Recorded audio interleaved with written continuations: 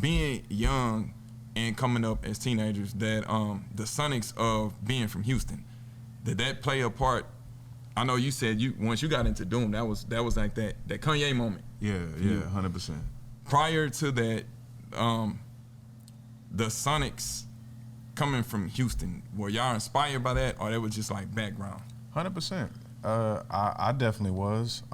It wasn't background. It's just once I realized that there was so much more, I really wanted to tap into that and just kind of show, yeah, we from here, but we can do that too. We can do this too. You know what I'm saying? We're not just bound to this. But yeah, like I still like we spoke about the Slim Thug Already Platinum album. Even though that was Neptune's, that was still very Houston. In a way, Slim brought Pharrell to Houston, and just Pharrell made the landscape around that. Season 2 of Gentleman's History Hour is sponsored by HueRepublic.com, HueRepublic.com. Go to HueRepublic.com and get the latest colors to rep your hue. Gentleman's History Hour, Season 2. But before we even get into the Sonics, I do want to say this, man. For the people watching this in Houston, they know Houston, but a lot of people don't know Missouri City, Texas. And y'all talked about it on the individual interviews, but I want to give flowers to where y'all came from, man. Mo City, to have the styles that y'all have, and to form the crew that y'all have coming out of Mo City. You know, I just want to say Mo City did right by y'all, and y'all did right by the Mo. Word, man. So shout out to Mo City, and for the people that like Travis Scott. Travis Scott is a product of Mo City. Yeah. So that I just have to say this, and I know your mother doesn't like when I curse, but fuck for it being ISD, man. Fuck them, bro. We're not even 2 minutes in, man. Just go ahead and bleep that out. You know what I'm saying? But I'm gonna just start it off, and then Sav, you just piggyback on it sonically, because we didn't really get into the distinct sounds. Y'all have two distinct sounds. Flagger, you have a certain sound. When I listen to your music, you have a certain sound. You even shout out Quasimodo, putting it out there. And Tam, you have a distinct sound. You have because you do produce. So I just want y'all to talk about the sonics and what influences y'all sound. Like, you want to start? Yeah, sure, absolutely. Man, so this nigga's so proper, yo. Look, man. So, man, honestly, it was 2011 for me. I was in the studio with one of our other OGs. Shout out to Judah. We moved out there to DC, and I thought that, okay, since I'm this dope MC, he'll just rock with me. I'm gonna make it. And so I was in the studio with him one day, and I asked him, like, all right, Judah, you heard me rap. Like, what's the word? What you think? Do I have a chance? And he told me, man, the one thing that you lack in your music is focus. Like, at the time I was Airborne. This is before I changed my name. And he was saying, whenever, I don't know what an Airborne record sounds like. I know you can rap, that's great, but I don't know what I'm getting with an Airborne record. And then he named a few artists like Drake and Kendrick, like, what that's gonna sound like. And so a couple months later, I stumbled across Special Herbs, the MF Doom beat collection. Yeah, and it just introduced me to a whole new world.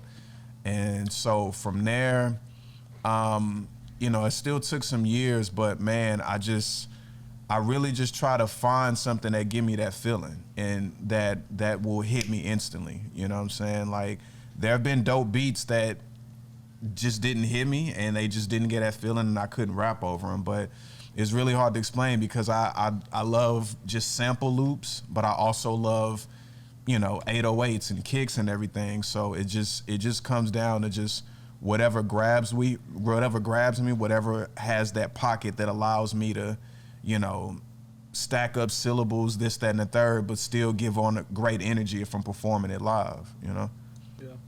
Well, shit, man. For me, I say that and shit, maybe Flagger can attest to this too. But like, I was a great mimic artist. You know what I'm saying? Like as far as like being a producer, even the way that I taught myself how to produce, even going back to like how I taught myself how to play the keyboard.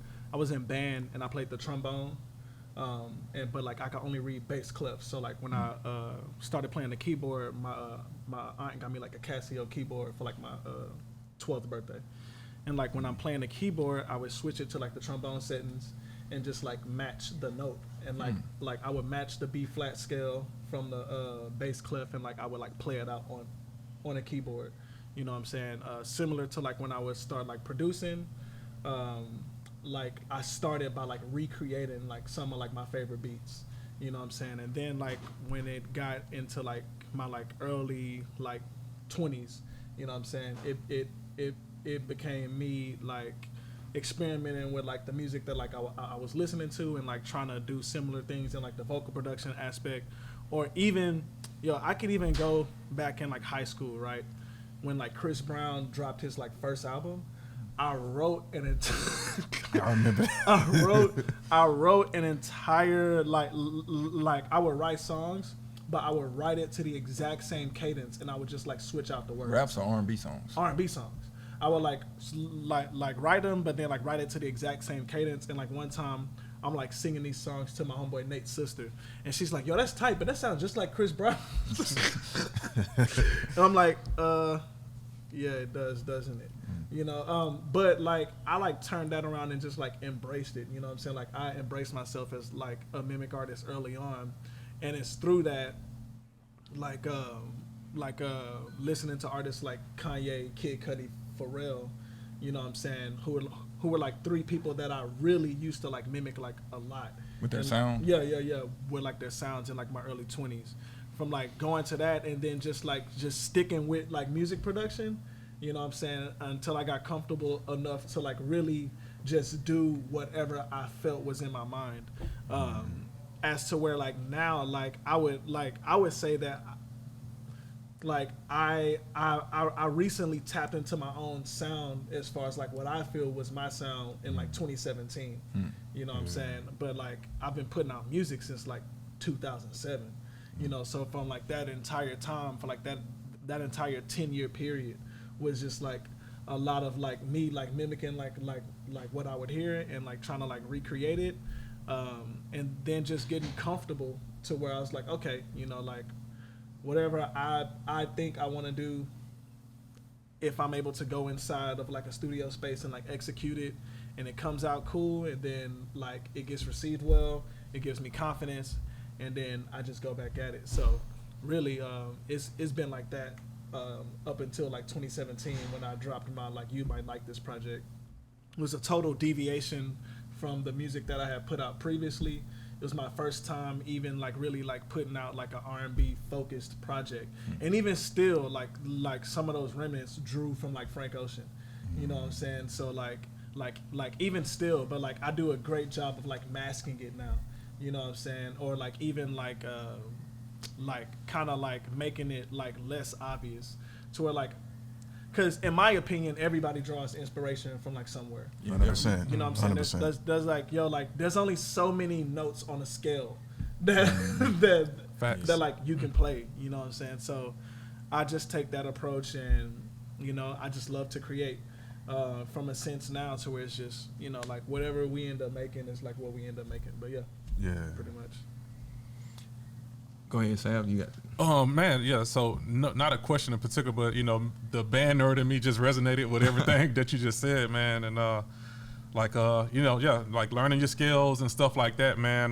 Like I didn't realize how much that would help me when I became like an MC, because I've been MCing since I was like, to me, like being in the coach since I was like 8 or 9 years old. But I came in like I was the guy that could beatbox in my school. Like, you know, but I was like, man, I got my own rhymes, but I was the only one that could really hold a beatbox for more than like 60 seconds. Yeah. And I could switch beats and do patterns and stuff like that. So the cadence and stuff of hip hop, just even the movement, the way you walk and talk, like I felt like it came natural. So how did you go from like beatboxing in like that phase to where like you go into like professionally like recording? Like how was that transition? Man, it wasn't like a hop, because actually I originally wanted to be a DJ. That's what I wanted to be. But you know, I came up in an environment where we didn't even have records, a record player, nothing in the house, so we didn't have money. You know what I mean? So if I got a CD or a tape, at that time it was like a cassette tape, that was like a blessing. So definitely wasn't finna get no damn turntables. That's an expensive profession. I wasn't finna get nothing. I wasn't finna get nothing like that. You know what I mean? So, and I knew it. So I was like, damn, I got to create with my mind. You know what I mean? Not having like the resources to get things that I wanted. But then my mom ponied up when I got in 6th grade and got me a trumpet because I enrolled in the band class in the 6th grade. And so, you know, like you said, learning the trombone. And then my instrument was the trumpet, and I started learning how. Like, I was Brass like, boys. yeah, exactly. And so it was like, oh, okay. Because actually, I wanted to play the saxophone, but I started like 2 days late in the music class, and by doing that, like all of the saxophones were taken like on the first day, and so I was like, damn, the drums were taken and the saxophones were taken. Yo, crazy story, right? Yeah. So like I wanted to play sax too. And so like 6th grade was like when I started band. Yep. And the first day when like everybody's like picking out their instrument, all the saxophones were like taken. And I picked up the trombone. And my homeboy Eric London, I ain't seen Eric since like middle school, but this shit was so funny. I like picked up the trombone and forgive my language, but like I'm playing it. He's like, bro, what you doing with that? You can't get no bitches. What you gonna be in the bed like, bro? Word. My God. You know what I'm saying? It's just, you know, yeah, man.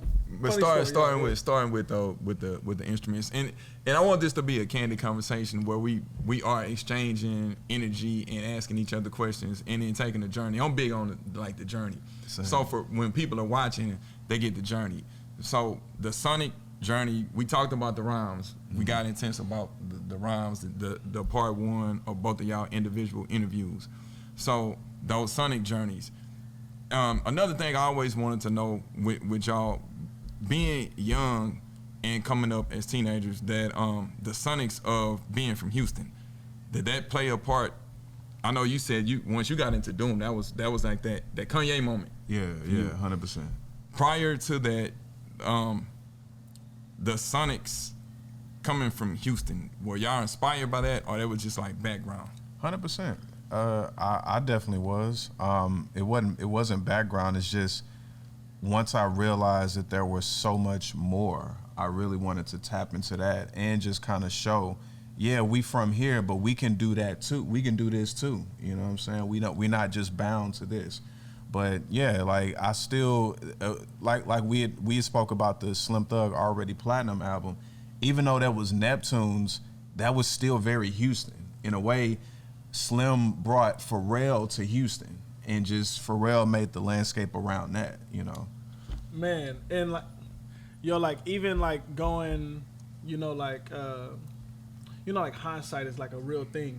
So like I realized that like there was like a lot of people that like I left out in my last interview, but like, man, I really was a sponge of like who I was around, that just like lends itself towards like me being like a mimic artist. Cause like in my childhood, you know what I'm saying, like in like my elementary school days and like early like middle school days, man, like we was Flip, Zero, Kiki, you know, those beats though, like those sonics, that Still Tipping beat was crazy, bro. Man.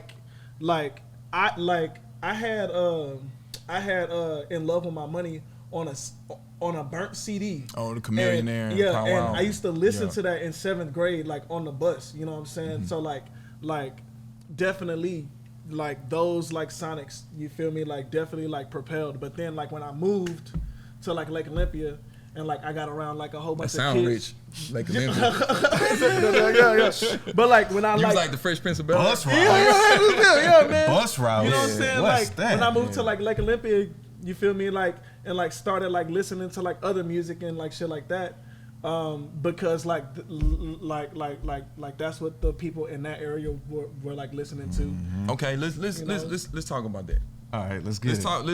Let's talk about Houston. And we had this conversation. I want to bring it to the people. We all are products of Houston. Mo City, Houston. It's everybody will just call it Houston we down the for right street, now. yeah. The greater Houston area. Houston area. Now, me and Sav came in a time period where, and we're both from the north side. You know, no apologies for that. Yeah, but y'all don't come off like that at all. Like I salute y'all for that, That because sounded pretentious as fuck.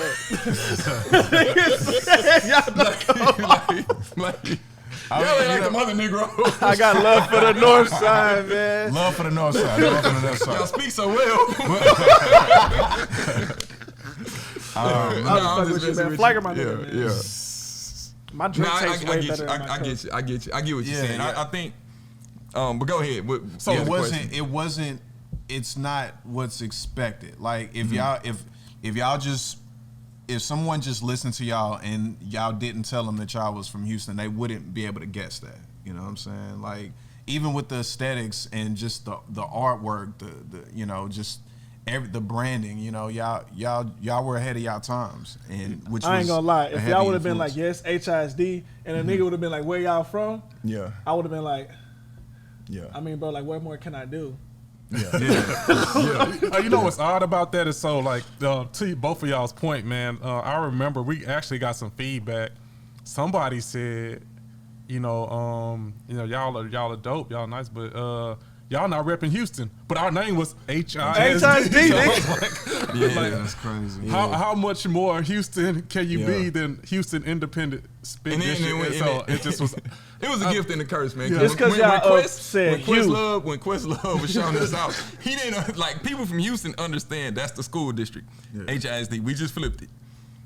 Questlove was trying to shout us out. He said everything but HISD. He was like, "It's this group from Houston called DIS, whatever." No, he said HSIC. He said HSIC. Okay. So you know you got that moment where you like, oh man, I'm getting this big shout out. We like, oh damn, He done slaughtered the name. You know, and then on the East Coast they had this group called OISD or something. Yeah, like they that. copied us. They bit our whole thing. They and they were from New York. marketing, and they took our shit. They said, "Oh, They were in the classroom. Yeah, OISD. They mimicked our whole district. Oh my god. That's crazy. But I'm saying that to say we were a group from the Tune South. tops for their heads. We're a group. We were a group coming from the South that was getting love out. At least at that time, publicly, we were getting love from outside of the city. Now to go back to your North Side question, because for people that's not from Houston, there's a stigma about the North Side. And for me coming up, you know, I take a lot of pride in it because I didn't have an example before me. There was no rappers that I saw coming from the North Side that I could say, yeah, that's my guy. The South Side had a lot of rappers. There's a lot of rappers that came from the South Side. So they identified with those guys. They talked about the neighborhood. Later, of course, we had guys like Slim Thug and Chameleonaire and those guys that were coming from the North Side. But during my time of being in high school, I didn't have that. I didn't see it. If it was there, I didn't know that it existed. I didn't know anyone that was like really just claiming the North Side. So I was like, I want to be someone that takes pride in being an MC from the North Side. So maybe it may be a kid like me that's like, oh wow, okay, I can say with pride, yeah, I'm from the North Side, and I can listen to this and be like, yo, nah, EQ. When I listen to rap and I hear guys from like New York, they always talk about, okay, Nas is from Queens. He'll say, I had an MC Shan poster on the wall, or Jay-Z can say, yo, Big Daddy Kane was repping Brooklyn. When me and Sal were in high school, we didn't have it. Everything was coming out of the South Side from the music standpoint. So you had those guys, and when Screw came, all his homeboys were from the South Side. They were rapping about stuff that people from the South Side identify with. Yo, did y'all have like dance crews that were like popular? Like, cause like I know like back then like dance crews were like the, you know what I'm saying, like dance crews were kind of like the predecessors I wasn't in that on the dance side of the culture of hip hop. Okay. You know, and for us it was just big. It was like the gift and the curse because we didn't have that. It made us venture out and listen to music outside of just Houston. What's shit sap? Even like with like you like beatboxing, were there like any like beatbox crews or like anything like that like y'all kind of? To be perfectly honest, no, it wasn't really. I just knew what I saw on TV from New York. Okay, you had Buffy from the Fat Boys. You had Dougie Fresh. You know what I mean. You had later on you had like cats like Rozelle and stuff like that. But overall, no, like it wasn't like a big thing. It was all about the cool thing about like Houston that I liked was that like they were like musicians. So like to me the sound that kind of my early development. I remember listening to the Ghetto Boys and John Beto and N.O. Joe and like all the Gumbo Folk productions. That was what I gravitated to initially, and Pimp C's and stuff like that later on down the line. So that's where my initial foundation of sonics came from. And then I started when I was a band nerd, I was like, I can kind of hear like the real instrumentation in that music. You know what I mean? And so, but then when I got a little bit older and started expanding, like I started listening to hip hop that was more sample based and stuff like that. And then like what really drew me in after that was like everything that came from the Native Tongues tree, like the Tribe Called Quest, the De La Souls, and then ultimately the Slum Villages and the Dillas and stuff like that. That's what like, and I was like, damn, how can I bridge both of those worlds? And then you had a group like Outkast, where I feel like they did that because they brought live musicians in, but they was kind of rapping like Souls and Mischiefs from the West Coast, but you know people thought they was like from the East Coast, so it was like, you know, being in the South, being in Houston, like we're in the middle of the map, you know what I mean? So we get to kind of see, we kind of get the influence from the West Coast funk. We get the East Coast more sample based, kind of more not as dense musically. It's kind of a little bit more sparse sonically. So I was just trying to find my little niche in between like all of that. Damn it, Savvy. He said the Ghetto Boys, so I gotta go back, man. Yeah. Even though I wasn't on his stuff like that, Willie D is from the North Side. Oh yeah. He's Fifth Ward. So right. But I wasn't on it like that. I was listening to the Ghetto Boys, but I didn't look at it like, yo, Willie D representing the North Side. Or like some of like those like early like rap-a-lot acts, like Sir Rap-a-lot and shit like that. Like were were those names like ringing on the North back when y'all was? Not for me, because my influence in hip hop, I grew up in an apartment community. It was like single moms, and when our parents were going to work, we were going to each other's apartment to play video games and listen to music. So during that time, the older guy, like if I'm in 6th grade, a guy in 9th grade just seems like the OG. He's in high school. Right? I'm in middle school. Yeah. I may have been like 10. He's 13 or something. I ain't gonna lie. The first time I smoked a cigarette, I was in 6th grade, and we used to go across the street to my man Marlon crib. And like Marlon was in like 10th grade, and like, so, like I just thought, I was like, yo, this nigga's an OG. Yeah, like it's just, so with me being in 6th grade, the guys in the 9th grade, they were listening. They put me on to like Rakim and 3 Times. So I was getting influenced by whatever the older guys in the apartments were listening to, and whatever was on like Yo MTV Raps. So it was more of an East Coast influence, and I'm not gonna lie, I had to kind of go back to the South. Okay. Because during that time, like with Rap-A-Lot and all that, we knew the Ghetto Boys, but I was trying to listen to music I kind of somewhat related to, and some of the content I was like, as a kid, you'll listen to NWA, you'll listen to Too Short. It was like entertainment, because you know, like I'm not really living that life, but it sounds cool. I'm entertained. I'm entertained by that, and then as you get a little older, but initially it was like West Coast, it was East Coast, and then West Coast, and I had to go back to the South because during that time the South didn't get that kind of exposure like the West Coast and the East Coast. We didn't, like you said, off camera, Sav, we didn't have the infrastructure like that. Like on the East Coast, they had the videos, they had the infrastructure, they had the record labels, they had Def Jam. On the West Coast, right they had the infrastructure. So, you know, I go a little extra being from the North Side of Houston for that reason, because growing up, I had to deal with hearing all of the jokes, all of the, you know, the North Side is, all they do is jack people, you know what I'm saying, all of the stereotypes. So it was kind of like, okay, let me flip it and wear it as a badge of honor. So. Let me jack niggas with my mask on. Then, you know, a part of me is like, okay, you know, you bring me a Southside rapper that can rap better than me. Okay, there you go. Maybe we can. But you know, on the North Side, you listen to my music, you match me up with any of them Southside rappers, bar for bar, then I'm out rapping. We can have that conversation. You know, that's exactly how we felt as youngsters. We out rapping everybody. Like, you gotta have that. And then even coming from the South, you know. You gotta have it. So the Sonics and the Beats, cause for us, we had like Jay Dilla and in groups like Lil Brother that was from the South, but Ninth Wonder So that had a heavy influence. Madlib, that type of sound had a heavy influence on us. And every now and then we would sprinkle the Houston sound just to kind of let people know, like a song like Rockin'. Like, yo, we can do, like you said, I can do this too. Yeah. I can shoot the three, or I can drive to the basket. I can Kyrie. You know, you can do that. I can remember being 19 and I put out my second mixtape and I played it for my older brother. And he acknowledged the rapping, but he was like, man, like, where's like the bounce at? Like, it's no H-Town. Like, people wouldn't know that you from. Yeah. And at first I was like, I mean, I don't want to be like put in this box, but it wasn't until I moved to DC. I mean, the thing is, once you move out of state, you kind of understand. And now it's like, you know what? I do need to embrace where I'm from, you know? Yeah, when you leave Houston, it gives you more pride. 100%. You know, you wanna be like, yeah, I'm from here. Yeah, you know, and they didn't have Bluebell ice cream in DC and Wolf Chili, you know what I'm saying? Bro, like one of the it was I love DC though.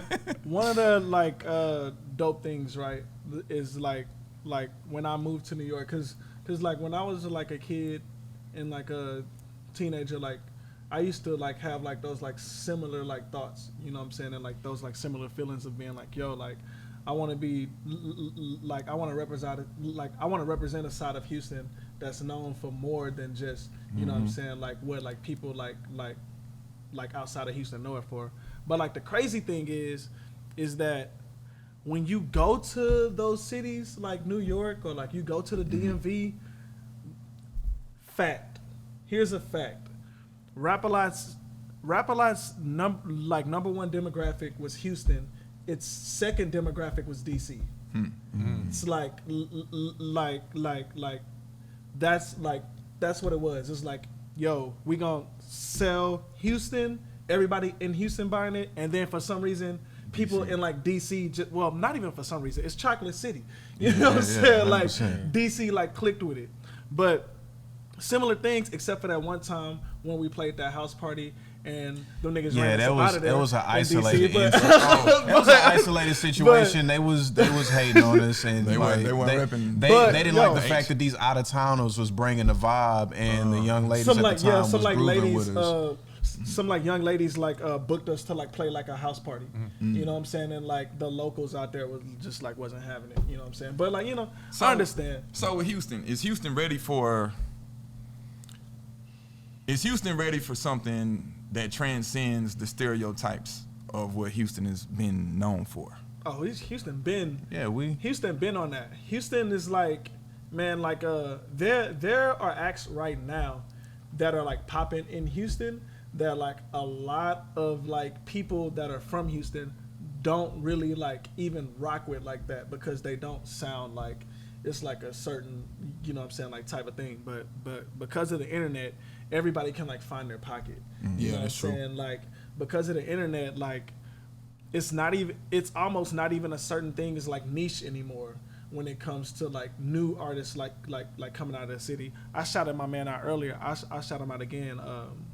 Tisa Korean and Mighty Bay, like those guys sounds like their sound sounds more Soulja Boy influenced and Lil B influenced than like anything. You know what I'm saying? But like the kids out here are like grasping on and like pushing those guys and like propelling those guys forward. And like even like some of like the like older generation artists, but like when I say older generation, I'm talking about people our age, because like these guys are like 19 and 20. You know what I'm saying? So like people like our age, like artists that are like that are our age are actually getting behind and like pushing them. You know what I'm saying? And like actually like shouting them out. But then like that age gap like above that is just like, you know, it's just like you can't play their music around like certain type of people. And I guess it's just like an age barrier thing to where like, you know, like people's like ears get inclined to like what they want to like listen to. But I mean, yeah, like those guys are like killing it. You feel me? Like they can go out and like play a show and like shut it down. And like they can like put it out there on the internet and it claps to it. And like on the internet, they look like and come off like stars. Yeah, I think at a certain age, how you process music changes. Yeah. 100%. And So I want to start talking about integrity in music.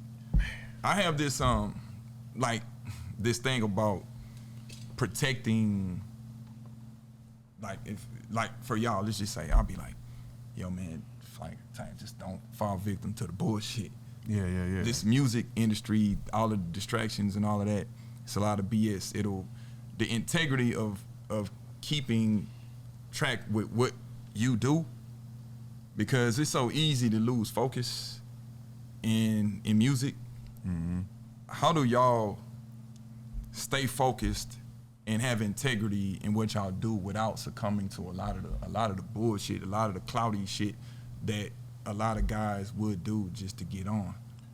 I think it's because we just know who we are as men. You know, I'll be honest, if I would have made it as a youngster, like a teenager, I don't know. You know, I was still trying to figure out who I am. You know, I didn't have an identity. I was just talented, you know. But the fact that we know who we are, like outside of music, like I know who Anthony is, he knows who Andrew is, that is what will allow us to stand on the integrity that we have and not succumb to the, excuse my French, fuck shit. You know what I'm saying? And we just been at it for so long, you know, like, so that, I mean, and we hold each other accountable. Like, he'll be honest with me if I'm messing up, vice versa, you know. That's dope. Well, I was in the group chat honest earlier today. Right. But, and, you know. And so were we, you know, and I think the thing is, just like how y'all are still here, that's what keeps that integrity. If we was switching circles and just with a bunch of new people every 2 or 3 weeks, that's different, you know. I think that's where guys get caught up because they don't keep the same people around them. You know what I'm saying? And man, like for me, man, like I just try to stand on like 3 things. You know, like to like make sure that like whatever I'm doing is like aligned. Like I have like a mission statement. You know what I'm saying? It's like to deliver great art, be easy to work with, and to do good business. As long as those 3 things are aligned, I know that I can move forward with like whatever I'm like dealing with in regards to like creativity or in regards to business or in regards to like aligning myself with something. You know, for me, it just boils down to like those like core values, and I think that having core values is something important when you're trying to like navigate and like being like, okay, like am I gonna participate in this, or like am I not gonna do that because it doesn't align with like what I believe in. And like a lot of times going to like what you're saying or like how you're saying like, yo, like Andrew, Anthony, I hope y'all don't fall. It's in my opinion, it's because people either don't have their core values set or they are comfortable with like swaying away from their core values.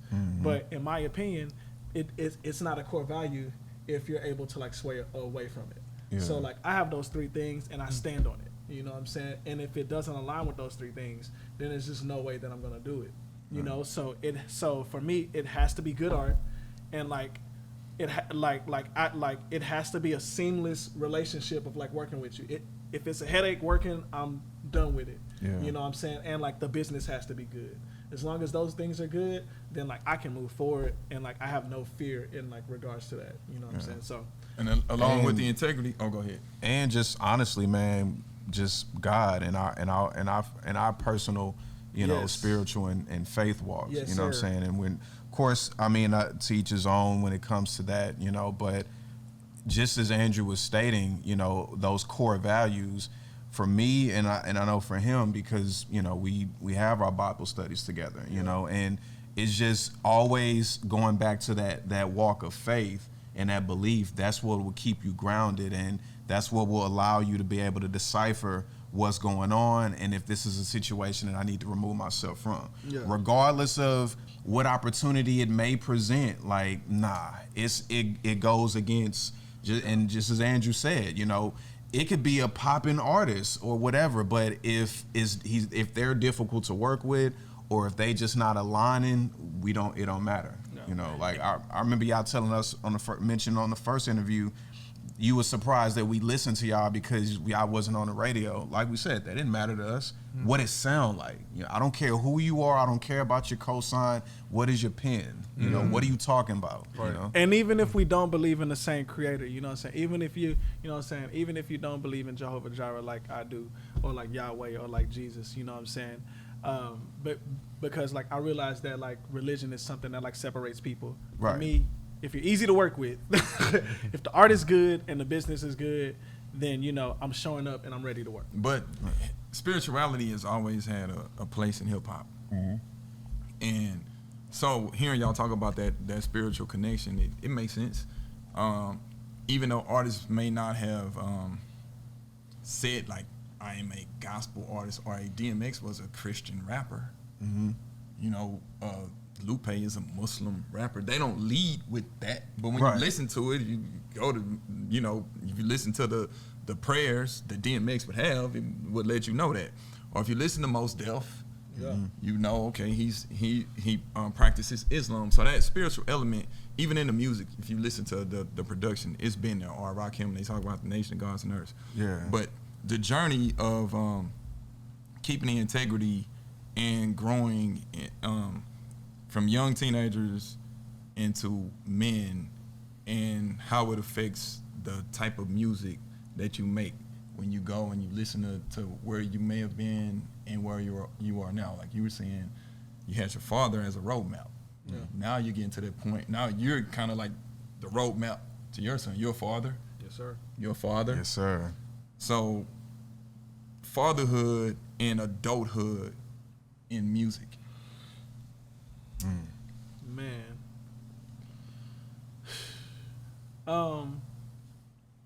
Man, I touched on this like at the end of like our interview like last time, but like I want to be able to like provide like a soundtrack like I have for my father. I want my son to be able to like listen to me and like study me like that, you know, like not necessarily to where it's like, yo, this is what you do, but to have someone close that like or I'll say for myself, for like me, I listened to my dad's music like that because he was my father, you know what I'm saying? So like I had a special connection, you know what I'm saying? Like we share the same like DNA, you know, so like it like drove me to it, and like it like made me listen to it with like a more like in-depth, it's almost like reading a book. You know what I'm saying? Like when I was 18, my like granny gave me The Measures of a Man, the Sidney Poitier book, but like I didn't really like gravitate towards it because I was like, I mean, you know, I don't even know who this guy is. Yeah. But I listened to my father's music, and I was like, yo, like this is the soundtrack like to my life as far as like that's how I took it. So I just want that resource to be there for my son.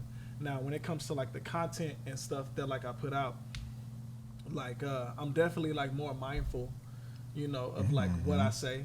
I'm definitely more mindful of like the message that like I want to put out there, because I don't want my son to listen to it and feel like behaving or like engaging with people in a certain way is okay, at least until he's able to like discern for himself. You know what I'm saying? Which may require me like being like more conscious and like more like having like more in-depth thought about like the music that I put out, because like at a point to where I'm at now is very much so like free form, and because I'm a producer, I'm able to like tailor it and like really like hammer it and like chisel it into something. But I think like moving forward, you know, I'm just gonna be like a lot more conscious, like a lot more in depth in like the thought process behind it coming out. So making me more aware in that manner is definitely something that like my son is like pushing me towards. Yeah, maturity in hip hop was an unknown territory. Yeah, so for you maturing in hip hop and making music and being a father, how does that come into play in your creativity?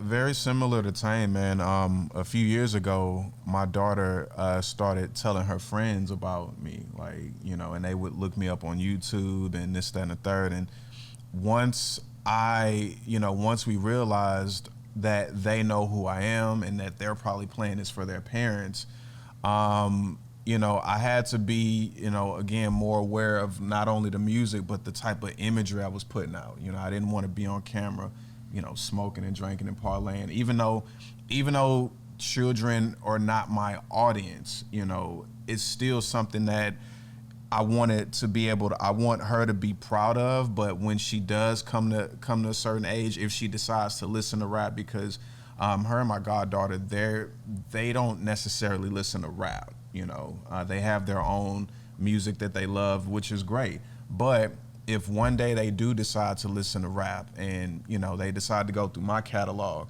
I want it to be something that not only that they're proud of, but something just like how I would go back and do my homework, like, wait, Illmatic, he was doing this at the I want them to have that same type of feeling if they decide to, just one day go through my catalog and really try to see what I'm talking about, And that's dope, man, because I remember when I set out to like really trying to do music professionally, for me, like I was like, to me it was a challenge. Like I wanted to make something that I feel like my mom could listen to or wouldn't be ashamed to let her friends listen to, as well as like, my nieces and nephews and the seeds, that was coming after. I was like, how can I make something that's truly authentic to me, that's on a post that my mom can like maybe not necessarily relate to, but she could still let her friends share with her friends.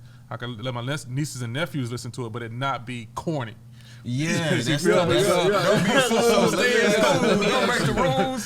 dope that you brought. How were y'all able to find that balance? Because we never perceived y'all as corny, but how were y'all able to find that balance to where it can be universally digested?